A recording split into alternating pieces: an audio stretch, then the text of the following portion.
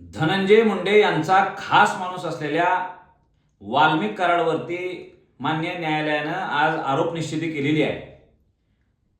Cut रचून संगनमतानं ह्या वाल्मिक कराडनी संतोष भैया देशमुख यांची हाल हाल करून हत्या करण्यामध्ये त्याची भूमिका निभावलेली आहे. खऱ्या अर्थानं मानव जातीला काळीमा फासण्याची गोष्ट, फासल्यासारखी गोष्ट, आणि ही अत्यंत व्हेरी रेअर केस आज ह्या संतोष देशमुख हत्या प्रकरणानंतर समोर आलेली आहे. अहो, त्या बांगलादेशमधल्या लोकांनी जितके हाल करून एका हिंदूला मारलं, तसेच त्यापेक्षाही क्रूर हाल संतोष भैया देशमुखांचे ह्या भारतात झालेले आहेत. म्हणून भारतीय संस्कृतीला काळीमा फासणारी घटना आणि त्या घटनेमध्ये सहभागी असलेला मुख्य सूत्रधार वाल्मिक कराड होता. तर वाल्मिक कराडला फासावर चढवलं गेलं पाहिजे, ही सर्वसामान्य सर्व समाज बांधवांची, मराठ्यांची असेल, ओबीसींची असेल, दलितांची असेल, सगळ्यांची ही भूमिका आहे, ही मी सुरुवातीला सांगू इच्छितो. आणि वाल्मिक कराड हा माझा खास माणूस आहे, हे असं वारंवार धनंजय मुंडे यांनी बोललेलं आहे. धनंजय मुंडे यांना काही दिवसापूर्वी परळीतल्या त्या ऑफिसमध्ये गेल्यावर वाल्मिक कराडांची अशी आठवण आली आणि ते त्यांनी तसं जाहीर व्यक्तही केलं की आज आपला माणूस असायला पाहिजे होता.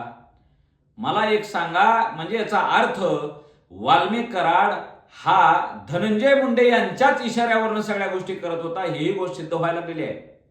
माझी देवेंद्र फडणवीस साहेबांना विनंती आहे की जी काही बीडमध्ये वाल्मिक कराड आणि टोळी, ह्या टोळीनं जी काही खंडण्या वसूल केलेल्या आहेत, सगळ्या गोष्टी केलेल्या आहेत, खून केलेल्या आहेत, आणि त्यात वंजाऱ्यांना सुद्धा सोडलेलं नाही, वंजारी समाज बांधवांच्या सुद्धा हत्या या वाल्मिक कराड गँगने केलेल्या आहे. आणि ह्या सगळ्या टोळ्यांचा जर प्रमुख आका कोण असेल तर ते धनंजय मुंडे आहेत.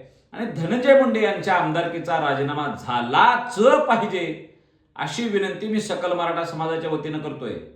धनंजय मुंडे यांना वाल्मिक कराड आणि गँग जी आहे, ही जी टोळी आहे, ह्या टोळीचा प्रमुख आका म्हणून ह्यांच्यावर मकोकाच्या अंतर्गत धनंजय मुंडे यांच्यावर सुद्धा आज आपण आरोप निश्चिती करणं गरजेचं आहे. एकदा जर अशी प्रवृत्तीचं मूळ आपण खोडून काढलं तरच ती पुढे वापणार नाही, हे सगळ्या महाराष्ट्राला समजून येईल. आणि देवेंद्रजींना माझी विनंती आहे की हे मुळापासून ह्या अशा ज्या प्रवृत्ती आहेत ह्या खोडून काढल्या पाहिजे, उपडून काढल्या पाहिजे. आता ती वेळ, तो निर्णय घेण्याची वेळ देवेंद्रजी यांच्याकडे आलेली आहे आणि तसा ते निर्णय करतील, अशी अपेक्षा आम्ही सकल मराठा समाजाच्या वतीनं करतो.